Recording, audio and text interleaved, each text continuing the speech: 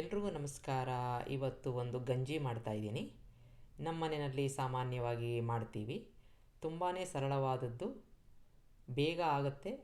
ಯಾರು ಬೇಕಾದರೂ, ಅಂದರೆ ನಿಮಗೆ ಹೊರಗಿನ ಅಡುಗೆ ತಿಂದು ಸಾಕಾಗಿದೆ ಅಂತಂದರೆ ಇದನ್ನು ಮಾಡ್ಕೋಬೋದು.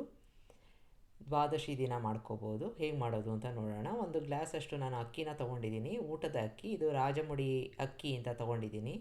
ಇದನ್ನೇ ತೊಗೋಬೇಕು ಅಂತ ಇಲ್ಲ, ನಿಮ್ಮ ಮನೆಯಲ್ಲಿ ಯಾವುದು ಊಟಕ್ಕೆ ಬಳಸ್ತೀರಾ ಅದನ್ನು ತೊಗೋಬೋದು.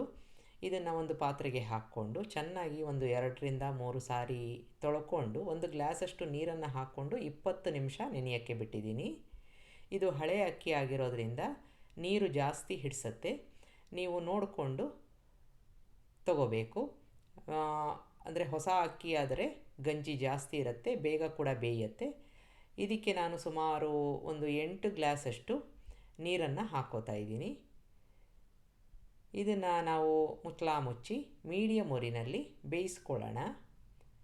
ಅಷ್ಟೊತ್ತಿಗೆ ಅರ್ಧ ಕಪ್ನಷ್ಟು ಕಾಯಿ ತುರಿನ ಒಂದು ಮಿಕ್ಸಿ ಜಾರ್ಗೆ ಹಾಕ್ಕೊಂಡು ಅರ್ಧ ಕಪ್ನಷ್ಟು ನೀರನ್ನು ಹಾಕ್ಕೊಂಡು ನುಣ್ಣಿಗೆ ರುಬ್ಕೋಬೇಕು. ಅಂದರೆ ಕಾಯಿ ಕಾಣಬಾರ್ದು, ಆ ರೀತಿಯಾಗಿ ನುಣ್ಣಿಗೆ ರುಬ್ಕೋಬೇಕು.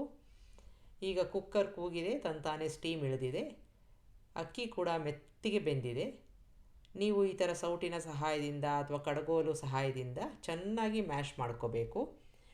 ಅದು ಅನ್ನ ಕಾಣಿಸ್ಬಾರ್ದು. ಆ ರೀತಿಯಾಗಿ ಬಿಸಿ ಇರಬೇಕಾದ್ರೆ ನೀವು ಮಾಡಿಕೊಂಡಾಗ ತುಂಬ ಚೆನ್ನಾಗಿ ಮೆತ್ತಿಗೆ ಆಗುತ್ತೆ. ಈ ಹದದಲ್ಲಿ ಇರಬೇಕು. ಜೊತೆಗೆ ನೀರು ಕೂಡ ಸಾಕಷ್ಟು ಇದೆ. ಅಕಸ್ಮಾತ್ ನೀರು ಕಡಿಮೆ ಆಯಿತು, ಗಟ್ಟಿ ಆಗೋಯಿತು ಆರ್ತಾ ಅಂತಂದರೆ ಇನ್ನೂ ಒಂದು ಗ್ಲಾಸಷ್ಟು ನೀರನ್ನು ಹಾಕ್ಕೋಬೋದು. ರುಚಿಗೆ ತಕ್ಕಷ್ಟು ಉಪ್ಪನ್ನು ಹಾಕ್ಕೊಂಡಿದ್ದೀನಿ. ಸ್ಟವ್ ಮೇಲೆ ಇಟ್ಕೊಂಡು ಸಣ್ಣದಾಗಿ ಕುದಿಯೋಕ್ಕೆ ಇಡೋಣ. ಆಗಾಗ್ಗೆ ಕೈ ಆಡಿಸ್ತಾ ಇರಬೇಕು, ಇಲ್ಲಾಂದರೆ ತಳ ಹತ್ತೋ ಚಾನ್ಸಸ್ಸು ಇರುತ್ತೆ. ಈಗ ಒಂದು ಬಾಣಲೆಗೆ ಎಣ್ಣೆ ಹಾಕ್ಕೊಂಡಿದ್ದೀನಿ, ಒಂದು ಒಗ್ಗರಣೆ ಮಾಡ್ಕೊಂಬಿಡೋಣ. ಸಾಸಿವೆ ಹಾಕ್ಕೊಂಡಿದ್ದೀನಿ, ಜೀರಿಗೆ ಹಾಕ್ಕೊಂಡಿದ್ದೀನಿ. ಚೆನ್ನಾಗಿ ಚಟಪಟ ಅನ್ನಬೇಕು. ಇದಕ್ಕೆ ಒಂದು 7-8 ಕರಿಬೇವಿನ ಎಲೆ ಹಾಕ್ಕೋತಾ ಇದ್ದೀನಿ. ಸಾಸಿವೆ ಮತ್ತು ಜೀರಿಗೆ ಚೆನ್ನಾಗಿ ಚಟಪಟ ಅಂದಮೇಲೆ ಕರಿಬೇವಿನ ಸೊಪ್ಪು, ಅದರ ಜೊತೆಗೆ ಖಾರಕ್ಕೆ 2 ಹಸಿಮೆಣಸಿನ್ಕಾಯಿನ ಹಾಕ್ಕೋತಾ ಇದ್ದೀನಿ. ಈ ಥರ ಉದ್ದಕ್ಕೆ ಸೀಳಿರೋ ಅಂಥದ್ದು. ಜೊತೆಗೆ ಕೊನೆಯದಾಗಿ ಸ್ವಲ್ಪ ಒಂದು ಚಿಟಿಕೆಯಷ್ಟು ಇಂಗನ್ನು ಹಾಕ್ಕೊಂಡು ಒಂದು ಒಗ್ಗರಣೆ ಮಾಡ್ಕೊಂಡಿದ್ದೀನಿ. ಇಷ್ಟೇ ಇದಕ್ಕೆ ಹಾಕೋ ಅಂಥದ್ದು. ಈಗ ಒಗ್ಗರಣೆ ಆಗಿದೆ, ಸ್ವಿಚ್ ಆಫ್ ಮಾಡ್ಕೊಂಬಿಡೋಣ.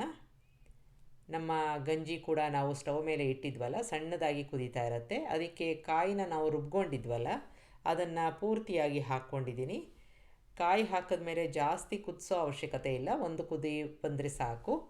ಈಗ ಚೆನ್ನಾಗಿ ಮಿಕ್ಸ್ ಮಾಡ್ಕೊಳ್ಳೋಣ. ಅಕಸ್ಮಾತಾಗಿ ಗಟ್ಟಿಯಾಗಿದೆ ಅಂತಂದರೆ ನಾನು ಆಗಲೇ ಹೇಳಿದಾಗೆ ಒಂದು ಗ್ಲಾಸಷ್ಟು ಬಿಸಿ ನೀರನ್ನು ಹಾಕ್ಕೊಂಡು ನೀವು ಈ ಹದಕ್ಕೆ ಇಟ್ಕೋಬೇಕು. ಈಗ ಇದಕ್ಕೆ ಒಗ್ಗರಣೆನ ಹಾಕ್ಕೊಂಬಿಡೋಣ. ಚೆನ್ನಾಗಿ ಮಿಕ್ಸ್ ಮಾಡ್ಕೊಳ್ಳೋಣ. ಒಗ್ಗರಣೆ ಹಾಕಿದ್ಮೇಲೆ ಒಂದು ಸಣ್ಣದಾಗಿ ಕುದಿ ಬಂದರೆ ಸಾಕು.